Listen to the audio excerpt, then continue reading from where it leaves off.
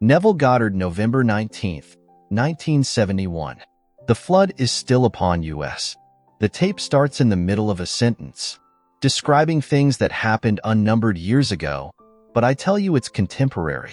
You read about the flood, and you think, well, certainly that happened unnumbered, if it ever did happen. It happened unnumbered years ago. This morning, as is my custom, I turned on channel KFAC. That is a radio station that plays through the day and night, 24 hours a day, only lovely classical music. So you can read to that music. Only a few interruptions. On the hour, you get a 5-minute bulletin and weather report. But between 9 o'clock and 10 o'clock, there is always a lovely piano recital, as it were. The great masterpieces played by great artists. So I can sit down with my Bible and read as I listen to the music. And the one interruption that came today was an ad from the Herald Examiner. They were advertising this paper as the one paper in our city that gives the facts. Only facts, not embellished, no frills. Just plain fact, all facts. That's why we should buy that paper, because it is simply filled with facts. Well, facts have overflowed the world like the flood. Man actually is drowned with facts, victimized by facts. It is in the imagination that everything lives, and not in its actuality, not in the fact. Unless imagination penetrates the facts, the deluge remains a deluge. We are now in the deluge. This is the flood. A man is in jail. That's a fact. And he knows he's there for X number of years. That's a fact. And he simply waits and hopes that in some strange way he will get some early release from this confinement. He never uses his imagination, save in some violent way to get out, but not to penetrate the fact. When in March of 1943, by using my imagination to penetrate the fact, I, too, was in prison in the army, but I didn't want any part of it. So, I simply penetrated the fact and saw myself in New York City, in my own apartment with my family. And in 9 days I was out, honorably discharged, in my apartment in New York City. I wrote a friend of mine who was in the army. He was my age. He was a Freudian. A professional psychoanalyst, but Freud was his background. That was his schooling. When I wrote him in detail exactly what I had done, I didn't mince matters. I told him exactly what I did as I physically slept on my little bed in the barracks. I imagined I was simply elsewhere. The elsewhere was a definite spot in space. New York City, in my apartment. I told him what I did. I could feel the bed. I could feel the things in my house. I went about feeling all the familiar objects in my apartment, and I gave it all the tones of reality and all the sensory vividness to the best of my ability. I touched everything, and it felt real, and then I went back to sleep. Then I told exactly what happened to me that morning, and then 9 days later, I was honorably discharged by the same man who had disallowed my application. He didn't answer my letter. In New York City, he used to come to my meetings as a friend because he was so convinced that the Freudian concept was true. He said, "I come to your meetings for this reason, Neville." We knew each other well. He'd come home for dinner. I'd go to his place for dinner. But he said, "I come to your meetings because you turn my daily bread into the substance of fairy." I sort of like that, he said. But when I listen to you, I hold the chair, and I put my feet right firmly on the ground to feel the reality and the profundity of things. You aren't going to take me away with you. You are going to leave me right here where things are solidly real. So I feel the place under my foot and I feel the things next to my hands. I hold on tightly while you weave your story concerning moving off in one's imagination. He would not penetrate the facts. So, when did he get out? When the other millions got out. So he remained with his facts for the next 3 years. I got out in March of 1943. He came home to New York City in 1946, demobilized as the other millions and millions of boys were. He could not let go of the facts. This is the flood. There is no other flood. This is the flood. We are drowned with facts, victimized by them. Now, does the Bible teach this story of getting through the facts using my imagination? It certainly does. Let me take you into the 27th chapter of the book of Genesis, the first book, the book of the beginnings. If you are not familiar with the story of Isaac and his two sons, they were twins, let me just refresh your memory if you have forgotten it. It is said in the story that Isaac had, that is, his wife Rebekah had, the two sons. But he was the father of the two sons, Esau and Jacob. It is said that Esau was a hairy one. He came first, and then Jacob came second, and he had no hair. He was completely hairless, while Esau was covered in hair from head to foot. But he was the first. One was called Esau, and one was called Jacob because he came second and supplanted the other. Now we are told that when the father, Isaac, was old and his eye was dim, so that he could not see, in other words, he was blind, he said to his son Esau, "I cannot see and my days are numbered. I want you to go into the fields and hunt and bring me some well-prepared, tasty venison as I like it, savory venison." We are told that Rebekah, who loved her second son more than she did the first, overheard the conversation between Esau and his father. And then because she loved Jacob and wanted Jacob to get the blessing, for the father feels his days are numbered, and he must now give his blessing to one of his sons, and the first one must get it. So the mother told Jacob what she had heard and then suggested that, "We take one of the kids from the flock and we kill it and take the skins of the kid and put it upon you, so that you will have the appearance of Esau." Jacob thought otherwise. "Suppose my father discovers it?" And the mother said, "Leave that to me. It will be on my shoulder if he discovers it," and sent Jacob into the field to bring the kid. Well, he took that kid and brought it tastily prepared for his father. He came quickly into the presence of the father, and the father said to him, "Come near that I may feel you, my son, whether you are my son Esau or not." So Jacob came near to Isaac, his father, who felt him. And then Isaac said to Jacob, "The voice is Jacob's voice, but the hands are the hands of Esau." And then he blessed him. He gave him his blessing. He had no sooner left the presence of his father when Esau comes in now with the savory venison. And the father said, "Who was it that came? For I have already eaten. Who came?" And then he discovered that it was his son, Jacob, who came with guile and betrayed him. "But," said the father, "I have given him your blessing, and I cannot retract it, and blessed he is. All will serve him. Everyone will serve him, because I gave him the blessing and I cannot take it back." On the surface you will say, "Now what is the story trying to tell us?" Well, in this same book, in an earlier passage, we are told about the ark. Build the ark with 3 decks, the lower, the second and the third deck. Genesis 6 verse 14 ff. You think it's a huge big building. Well, use your imagination. You cannot conceive of any building that could house all the animals of the world in pairs, and all the so-called good ones, who will be in 7 pairs, and enough food to feed them for 40 days and 40 nights. Well, you just simply could not conceive of it. Nevertheless, that's the story. But there are 3 decks. The obvious thing is the facts of life, then the psychological interpretation of these so-called stories, and then the spiritual consummation of the story. So you have the lower deck, the second deck, and then the third deck. So, here is a perfect example of the second deck. This room, now, is a fact. We are all here in the room. It's a fact. But suppose I don't want to be here. Suppose it becomes a prison to me. Can I get out of it? If I know how to penetrate the fact. If I know that I am the ark, that all things exist in the human imagination, William Blake, from Jerusalem, and the human imagination and God are one. They are one, not 2. I can in my imagination penetrate any wall. I can now, without batting an eye, in the twinkle of an eye I can stand on the street and see this thing, indicating the podium, without a man standing before it. It is no problem whatsoever to assume I am on the street and looking from the street to this platform. But you may say, well, what would that do?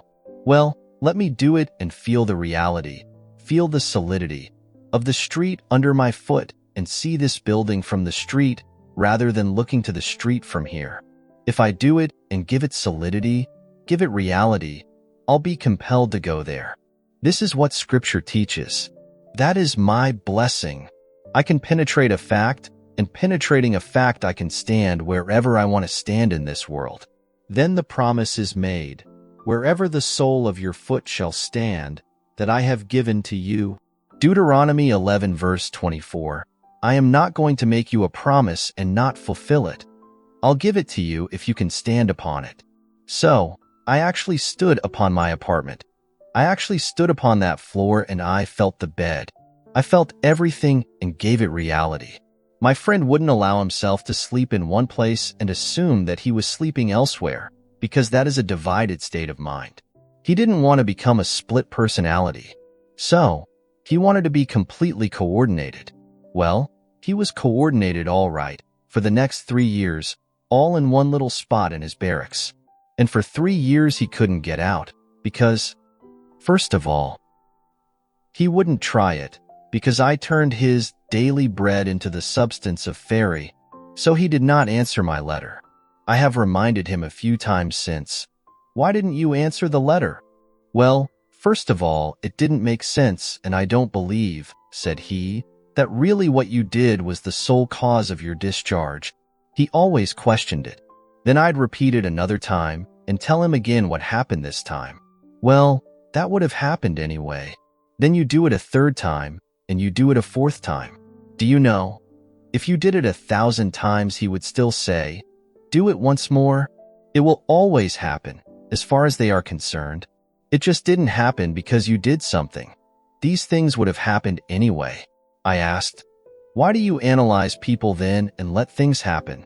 We are not the creatures of circumstance, said a man who bears your name, for his first name is Israel, and Disraeli's name is simply of Israel. Benjamin Disraeli. He said, man is not the creature of circumstances. Circumstances are the creatures of men. He knew how to create things all in his imagination.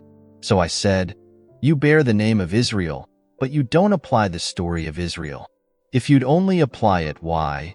These things are taught us in Scripture. Scripture is not secular history. This is contemporary. It didn't happen thousands of years ago. The flood is on. This is the flood. The whole vast world is inundated with facts, like the prominent papers, the evening paper, the Examiner, and they are proud of the fact that they only print facts. They don't embellish it. No frills, only the facts. Therefore by the facts, and they go all over the world to find frightening facts. I am not denying that he didn't kill her. I am not denying that he did not receive a sentence of X number of years. But when people ask anything of me, I am not concerned about why it happened. What do you want? And I will simply apply my imagination lovingly on behalf of that request. I don't care what brought you to that state. I am here to simply get you out of the state. What do you want? All through the Bible. What do you want? He didn't condemn anyone. The woman taken in adultery, he didn't condemn her. What do you want? Go and sin no more. He didn't call the act of adultery a sin. If she called it, or they called it, a sin. All right, call it a sin. Therefore, don't repeat it if you call it a sin. Sin is simply knowing what to do, but not doing it. That's sinning. So, if I discover what to do to penetrate a fact, to go beyond the fact and create a condition for myself and dwell in it and think from it instead of thinking of it, for the great fallacy of the world is perpetual construction. Deferred occupancy. To create and create in my mind's eye all kinds of lovely things I would like to realize but never occupy them. I do not penetrate the state and go right into it and give it cubic reality. But I know. And you know. And it's not difficult to understand why the sense of touch is something we believe in more profoundly than we do in, say, the sense of sight, or the sense of hearing, or the sense of smell. I stumbled upon this one day in a dream. In my dream, I came upon this huge, big pillar, a pile driven into the ocean, and the bridge that it formerly supported was gone now. Only the piles remained, and I knew I was dreaming, and I figured to myself if I held that pile and I could touch it, if it seemed to me solidly real, what I am going to do. I'm going to hold on to that pile in the dream. I know it's a dream, but I am going to hold that as solidly as I can and compel myself to awake holding the pile. Well, I did. I held the pile with all my might. I said, now, Neville, you know you are sleeping. You know that you are dreaming now. So awake. And I awoke in the water, actually holding that pile, and I am standing up in what formerly I knew to be a dream. It ceased to be a dream. It's real. I'm in a world just as real as this, and here I am, holding this enormous pile, and it's in the East Indies, not the West Indies where I was born. It was in the East Indies, a very primitive area. And then some animal came down to the beach. A strange-looking creature. And at that moment I was panicky. In that moment of shaking emotion, I awoke on my bed in New York City. But I discovered that secret of feeling. So, he said, "Come close, come near, that I may feel you, my son." He heard the voice. He said, "Your voice is the voice of Jacob. Come near and let me see really if you're Esau." And he did it by feeling. So, lying on my bed one night right here in Beverly Hills many years ago, it must have been 14 or 15 years ago, I suddenly became aware that I am seeing what I shouldn't see. I am looking into the most marvelous interior of a plush hotel. It seemed that way to me. So, consciousness followed vision and I found myself in the room, but I knew I was on the bed. So I came back to the bed. I am still seeing the interior of the room, and I went back into that room. I came back again. I must have done it 12 or 20 times. It was fun going into the room, and the room was just like this. Real, and then I came back to the bed. Now I said, I am now going to explore. Regardless of consequences, I am going to explore. So I went into the room. It seemed like a room 30 by 20 from the bed, but when I entered it with the decision to explore, the room closed in upon me and became a third of itself. It became 10 by 7, and I found it was a dressing room for a huge, big suite, beautifully done, but it wasn't yet occupied. It was there to be occupied, but the room at the moment, that is, the suite, was not occupied. And I thought, well, now I will go through the door. I didn't go through like some gossamer. I opened the door with my hand and I walked right through that doorway. I was solidly real to myself. Then I walked down the corridor, and the corridor that I walked down was intersected by the main corridor, and all the lights were on. And two ladies were coming down that corridor, the main one. But I knew this thing began as a dream. So, I knew that all ends run true to origins. Therefore, if the origin is a dream, this is a dream. So I said to the ladies, "Ladies, this is a dream. This whole vast world is a dream." Then they were afraid of me. Who wouldn't be afraid of a man who suddenly appears at a place where you are walking and tells you this whole vast world is a dream? You would think he's nuts. He is insane. So, they thought I was insane, and they got just as far as they could from me and walked right next to the wall, duck style, one behind the other, looking at me very suspiciously. Then I saw this object hanging from space. It reminded me of a similar object I had seen in a friend's home in North Hollywood. So, I said to them, "Look, see this?" And I held it, and to my surprise it isn't gossamer. This is not an afterimage. This is not a memory image. This is real. The thing is solid. Well, I held it, and by this time, they were way down. They took one last look as they looked back at me, and then darted into the main room. And here I am, standing alone holding on to this thing. I said to myself, "Neville, you know this is a dream. The origin is a dream. The end is a dream. Come on, wake up." I closed my eyes to the obvious and held this thing here, and I couldn't. I opened my eyes again. I am still standing there. I said, "How am I going to get back to my room in Beverly Hills?" I didn't know what. There was no place I could go to take me back there, but I remembered. Feeling is the secret. I am holding this here now, and it's real. It is solid. I am solid. They are solid. They heard my voice. And I walked down, and every step was solidly real as walking here now. So, I imagined that my head was on a pillow, and when I could feel a pillow under my head while I am standing, I suddenly felt myself in a horizontal position, and my head is on a pillow. Then all of a sudden I could feel that pillow, but I was cataleptic. I couldn't open my eyes. I couldn't move a hand. I couldn't move a finger. Here I am, a living being in a dead body. So I said to myself, They will find the body tomorrow morning, and they've got to cut it up, because I am insured for a little bit, and to prove that nobody took my life, they have to cut it up to find out why he died. They always have to ask that question, and they give it a name. If they can't find it, they have to give it a name anyway. So, here I am. I couldn't open my eyes. I couldn't move my hand. In about 15 or 20 seconds, it seemed much longer than that, my little finger, I could move it, and then I could move my hand a bit. I still couldn't open my eyes. We were sleeping in a double bed, so I pushed my hand out. My left hand. And I could feel the warmth of my wife's body. At that, I knew I was back on my bed. In another 15 or 20 seconds I could, with great effort, open the lids of my eyes, and here came all the familiar objects. On the walls, on the bureau, everything returned to consciousness. Now, I had stepped into a world just as real as this. I am telling you, there are worlds within worlds within worlds, and they are all here. Right here. Just like turning on a radio. You turn it ever so slightly, and you have a new wavelength and a new station coming in, bringing in something entirely different. And they are not interfering with each other. And these worlds are all here now, and they are peopled, just as we are peopling this world, and they are just as real as this world. It's terrestrial, and it doesn't. You don't have to walk to it. I was on the bed.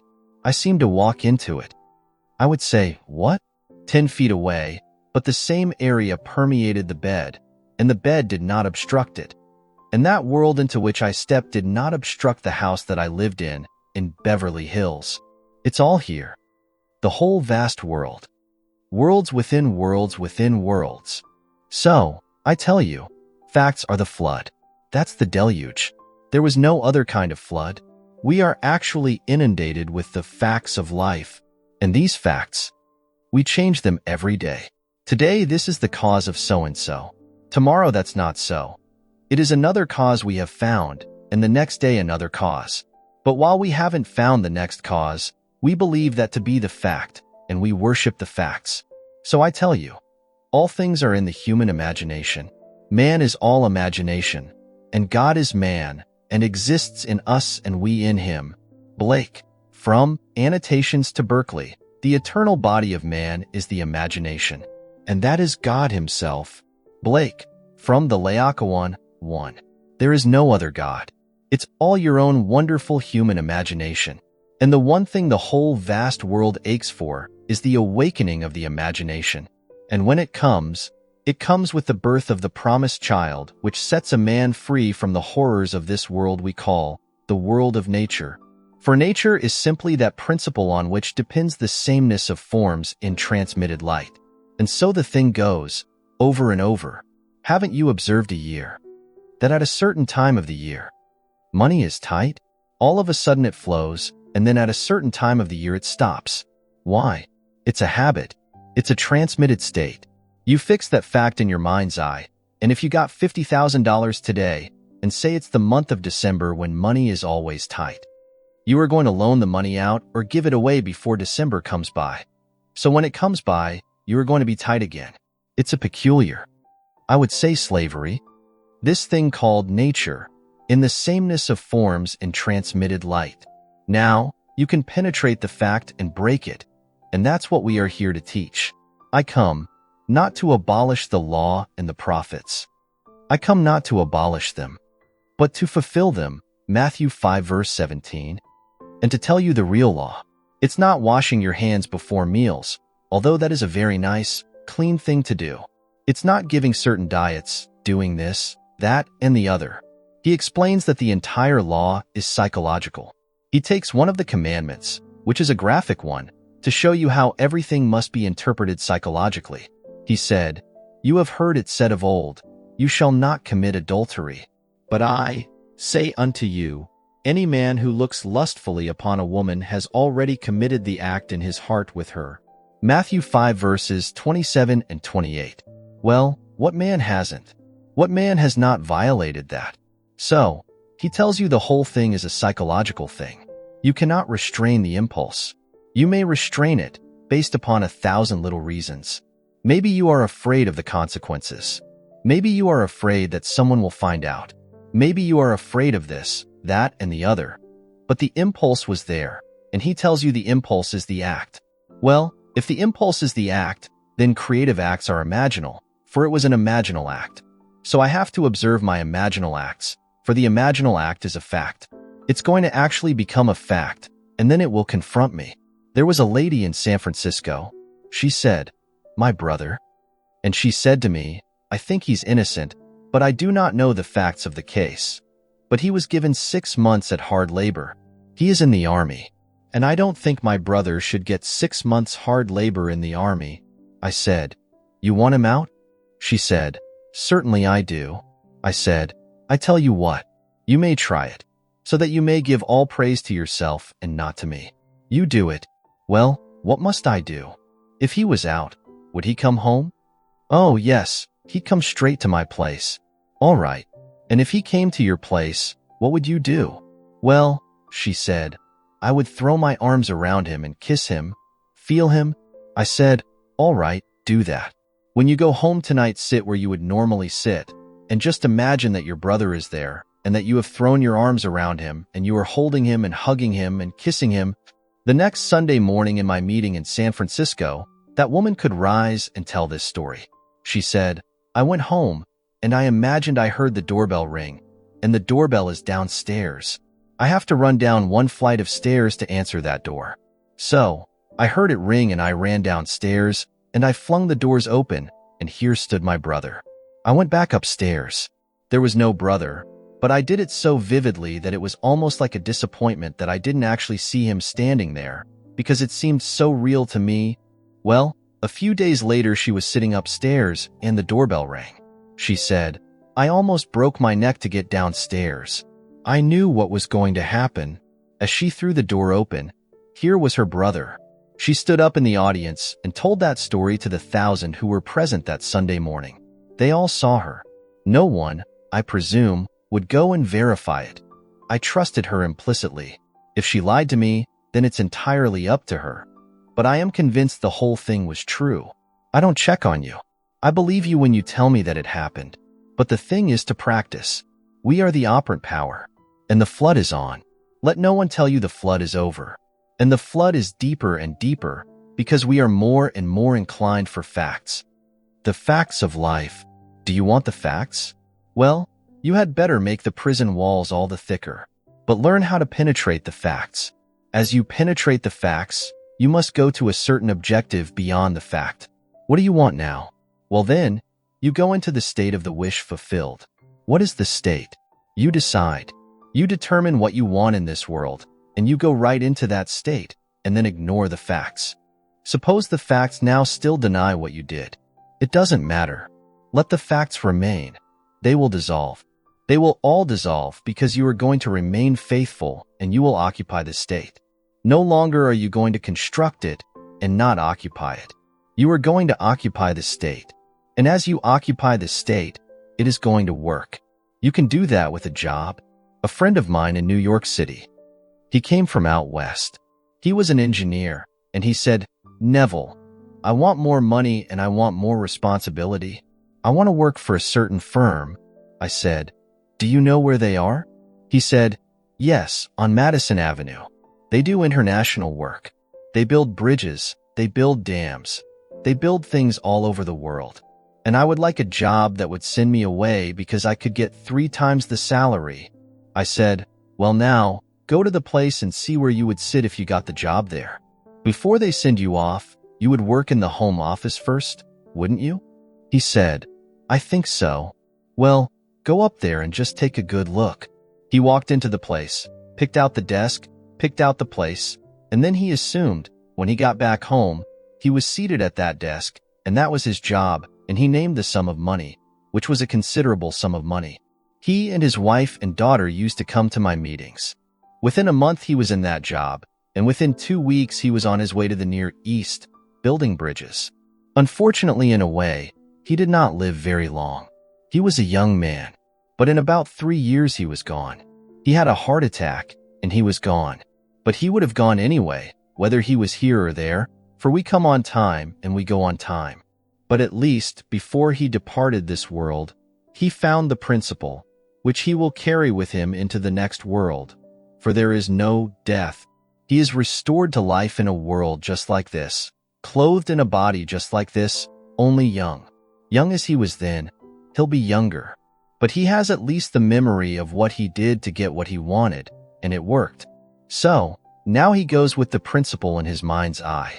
So, when you tell me of your dreams, and that you in your dreams are applying this principle, like the lady tonight. She is here. She told me her dream. I asked her to write it out for me. But right in the dream, she is actually discussing with others this principle of imagining and how you imagine a certain state and you produce it in this world, and that there is nothing in this world that dies. All things are restored to life, and she is carrying on this conversation in her dream. Well, that's most flattering and very thrilling, when you can carry it beyond into what the world would tell you is a state where you are not in control of vision, that you are simply the slave of vision rather than its master. You don't direct it, you simply follow it. Well, she didn't follow it. She directed vision. When you get to the point that you can direct in what they call a state called dream, where you are not supposed to be in control but you are simply the victim of your vision. Well, she is not the victim of her vision. She actually controlled the vision. So the day will come. It's inevitable. We all take off the garment. But I tell you that you are going to find yourself completely restored instantly. Not waiting for anything. Instantly restored. In a terrestrial world with the problems that you have here, but you will know how to solve them. You will solve the problems because you know the principle. So, the flood is on. The whole Bible, from beginning to end, is contemporary. Jesus is not something that died. He is something that lives within man, and he is dwelling in man. God himself came and comes into human history in the person of Jesus in you, in me, in everyone in the world. And the day will come, you will know it when you are the Lord Jesus, but asleep to what you are. The day will come, you will be completely awake to the fact that you are the Father, and then you will know. I have been asked, why do you express it all the time? This is important. It is so important. The Father is the most important part of Scripture. The most important part of Scripture. Oh, I can have all the power in the world and yet not know I am God. I can have a sense of awareness where there is not a thing in the world but myself and yet not feel that I am God. But when the Father comes and I know that I am the Father of that one and only Son of His, then I know I am God. There's no other way to know it. If I had the power that I could destroy the universe, I still wouldn't know I am God. And if I was completely aware, as I was in 1926 while reading a book, it fell upon my chest. It must have been not more than 10 o'clock. When I woke next morning, it's 9 o'clock, and I had not turned from left to right in the entire interval, because the book was still on my chest, and the light was still on by my bed. Usually in the course of the night, a man turns often from side to side. How often, I do not know, but they all do. No one goes to bed on his back and remains there for 9 unbroken, or, in this case, almost 11 unbroken hours. So, I went right down into a deep, deep sleep in a trance, and in that state, I became infinite light. There was nothing but light, and I was it. There was no circumference. I was the center of it all. No light outside of this light that I am. No sun, no moon, no stars, but nothing outside of the being that I am. I was infinite, pulsing light. But still, I did not bring back the feeling of being God. That evaded me. But when you see His Son, and that Son calls you Father, then you know.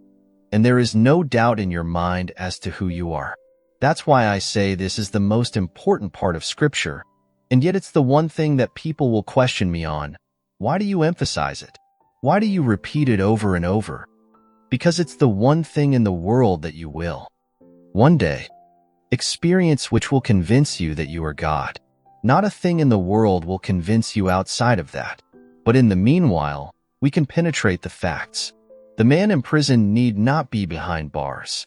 We are imprisoned by the things that we do. All right? We can break them. Break anything in this world. A man can be imprisoned by gluttony. He can break it if he knows what he wants. Maybe he doesn't really want to give it up. If he wants to give it up, let him create within his mind's eye a scene. A simple scene. That if he had given it up, a friend or some relative would know. He doesn't brag about it. They simply know, and there is a normal discussion that he has no longing for it anymore. He has no desire for it. He didn't take any drugs for it. He didn't do anything to feed it. Just simply, it wasn't there. That certain taste that we have in this world. All of a sudden, you've had it. You are saturated with it, and you don't want it anymore. All things are acquired. Today, I like, for instance, a thing called an oyster. I love them, especially those lovely Eastern oysters. But the first time I had an oyster, I thought I'd die. I was a small boy. I must have been about 9 or 10, and I went down to it was then called the Virgin Islands. Owned by Denmark, they are now our islands, St. Thomas, St. John, and Santa Cruz. And my mother said to me, "Now, Neville, you are going to a strange place, and they speak Dansk. You don't understand the language, but you'll get by. You are going to a boarding house where there may be 20 or 25 boarding. You will all sit at one big table together. Now you are a boy, and you do not know their habits. So watch what the lady does, and whatever she does, you do it." I sat down at the table, and here was this plate of oysters. I had never seen oysters in my life before, and then all the little things before it. I saw this lady take a little fork from the side. So I picked up my fork, and then she took a little horseradish, she took something else, then a little Tabasco, and did all these things to it. And then she stuck it into this oyster and dipped it into all that she had done. She closed her eyes and ate it as though she had honey in her mouth. I expected the same thing. So I did the same thing. And when I got that thing in my mouth, Lord, it wouldn't go down, and I couldn't bring it up. I'm not supposed to bring it up. Mother told me that. So, here it stuck. But the funny part about it, I not only had that one. I looked down to find there were 5 others, and they had to go down. Well, that was my introduction to oysters. But now today I love them. I have acquired the taste for oysters. The first time I had a drink, I can't tell anyone that it was something like honey to me. But I acquired the taste, and today I fairly enjoy a drink. I try not to go beyond a certain point, because I want to keep my faculties alive. But I enjoy a drink. I've tried and tried to acquire a taste for smoking, but I can't. Therefore, I gave that up after I tried it for about 6 months, and I couldn't do it. I was then only 21 or 22, and I couldn't seem to enjoy a cigarette, a cigar, or anything. It made me sick. So, I gave it up. I never acquired it. But all the other things we have acquired. We don't come into the world with these tastes. We acquire these tastes. You can acquire the taste of living in comfort. You can acquire the taste of living as a gentleman or a lady. Acquire the taste. If you want to actually live like a lady, live like a gentleman, with no pressure to pay the rent, no pressure to do these things. All right, assume that you are that lady. You are that gentleman. Penetrate the facts. The facts tell you that you are not. You don't have it. Penetrate the facts and live in the state as though you had it. And may I tell you from experience, you'll have it. You will actually have it. Don't ask me how. The ways and means are contained within the state that you enter. So, you enter a state. It contains all that is necessary to externalize that state. So, pick out your state. A lovely state. And go right into that state and dwell in it. I call that occupying the state and thinking from it instead of thinking of it, just as you now think from your present state with all the facts around you to anchor you into it. Get into another state, all in your imagination, and the facts will appear to anchor you into that state. And the day you tire of it, you can get out of it and go into another state. You know, when you move into a new home or move to a new city, you have to actually adjust yourself to it. Well, you are the pilgrim passing through unnumbered states. The states remain, but you, the pilgrim, pass through them like a traveler passing through a city. The city remains, but you, the traveler, pass through it. So, you go right into another city. You don't rub out the state. Poverty remains a state when a man who was once poor moves out of it. He moves out of the state of poverty into the state of affluence, but he doesn't destroy the state of poverty. Anyone can fall into it. As Blake said, "I do not consider the just or the unjust to be in a supreme state, but only to be in these states of sleep which the soul may fall into in its deadly dreams of good and evil." From A Vision of the Last Judgment. Now let us go into the silence.